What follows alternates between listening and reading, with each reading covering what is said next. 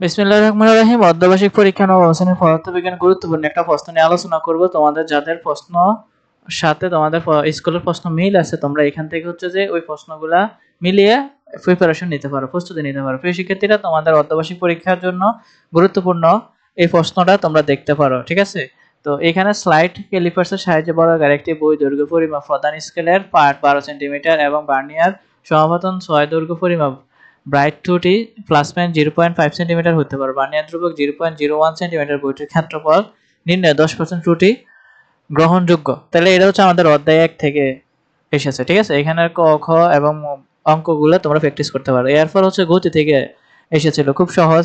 এখানে সময় আছে, বেগ আছে, এখানে 0 0 2 5, সময় 4 10 6 15 8 15 10 15। তাহলে দেখো এখানে হচ্ছে যে 0 5 10 গাড়িটির বেগ বিদ্যুৎ ত্বরণ আছে 15 পর্যন্ত, 0 5 10 15 6 সেকেন্ড পর্যন্ত গাড়িটির ত্বরণ ছিল, এবং 6 থেকে 10 সেকেন্ড পর্যন্ত গাড়িটি সমবেগে ছিল, 10 থেকে 16 সেকেন্ড পর্যন্ত গাড়িটি মন্দনে ছিল। তাহলে আমরা এখানে আমাদের সমীকরণ, যে ব্যাগের যে সমীকরণ সূত্রগুলো আছে সেই সূত্রগুলো ইউজ করে দেবো, ঠিক আছে?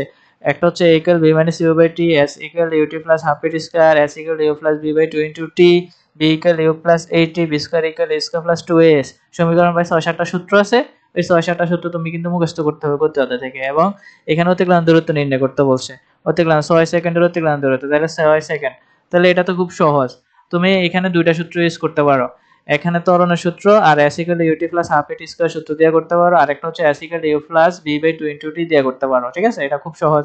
পদার্থের আলোকে লেখচিত্র অঙ্কন ও বিভিন্ন অংশে ব্যাগের প্রকৃতি বিশ্লেষণ। তাহলে এখানে লেখচিত্র অঙ্কন করে দিবা, গ্রাফ এঁকে দিবা, কোন সময় গাড়িটা চলতেছে আর কোন সময় গাড়িটা সমবেগে ছিল, কোন সময় গাড়িটার বেগ কমছে।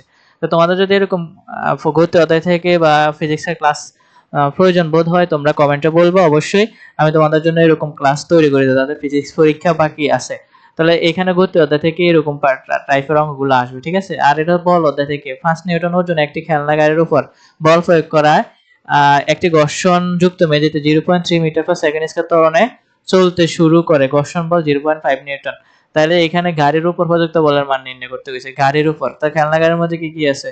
ঘর্ষণযুক্ত মেঝেতে খেলনা গাড়িতে ঘর্ষণ বল আছে, এখানে হচ্ছে যে 5 নিউটন ওজনের একটি খেলনা গাড়ি, তাহলে এখানে ঘর্ষণযুক্ত বল আছে, আর হচ্ছে আমাদের ঘর্ষণযুক্ত বল থাকলে অভিঘর্ষ ত্বরণ থাকে। আর এখানের মধ্যে তোমার ওজন নাই, বর বের করতে হবে। তো এটাও আমরা F = ma বা F = mg।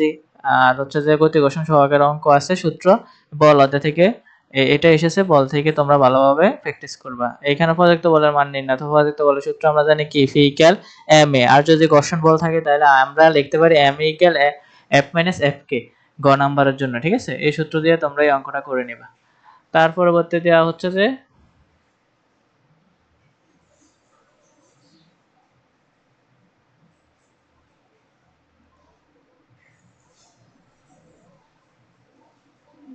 মিটার উচ্চতায় উঠাতে পারে।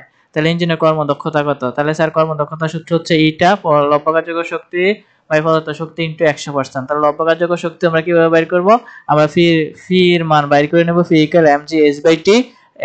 ফির মান পেয়ে গেলে আমরা এখানে ফি প্রাইমের মান আছে 10 কিলো ওয়াট, মানে পদার্থ শক্তি। তাহলে আমরা এখানে ইঞ্জিনের কর্মদক্ষতার সূত্রটা বসিয়ে দিব, ফি প্রাইম বাই ফি ইনটু 100%। তাহলে আমাদের কর্মদক্ষতার অঙ্কটা হয়ে যাবে। ইঞ্জিনটির সাহায্যে উক্ত সময় পরিমাণ পানিকে 120 মিটার উচ্চতায় ওঠানোর জন্য ক্ষমতাকে এরূপ পরিবর্তন করতে হবে। তাহলে ক্ষমতার সূত্র আমরা কি জানি? mgh। এই সূত্র দিয়ে আমরা এই ঘ নম্বর অঙ্কটা করতে হবে। আর এখানে হচ্ছে যে এটাও কাজ ক্ষমতা শক্তি থেকে এসেছে। এই ও বি বিন্দুর মধ্যবর্তী দূরত্ব নির্ণয় করো। এ এবং বি তারা তাদের কতটুকু ডিসটেন্সে আছে আমরা বের করতে হবে। এখান থেকে এখান পর্যন্ত 60 মিটার, এখান থেকে এখান পর্যন্ত কত মিটার ধরে নিব? x metre. x মিটার ধরে আমরা ফরন্ত বস্তু তিনটা সূত্র আছে, তিনটা সূত্র ইউজ করে আমরা এটা করতে হবে। একটা হচ্ছে যে b = u + gt, আর একটা হচ্ছে b² = a² + 2gh, আর একটা হচ্ছে h = ut + half zt²। তুমি যেটা মনোবোধ হয় সবগুলা মান ইউজ করে তুমি সূত্র ইউজ করবে, ঠিক আছে? চিত্রতে এই বিন্দুতে বিভব শক্তি এবং বি বিন্দুতে যান্ত্রিক শক্তির সমান হবে কিনা গাণিতিকভাবে ব্যাখ্যা করা। তাহলে এই বিন্দুতে বিভব শক্তি সূত্র হচ্ছে P = mgh, আর বি বিন্দুতে যান্ত্রিক শক্তি বলতে এখানে বি বিন্দুতে গতি শক্তি আছে, বিভব শক্তি আছে। তাহলে গতি শক্তি আর বিভব শক্তি যোগ করার পরবর্তীতে তুমি দেখবে এই বিন্দুর বিভব শক্তি সমান হয় কিনা। এটা হচ্ছে আমাদের ঘ নাম্বার অ্যানসার।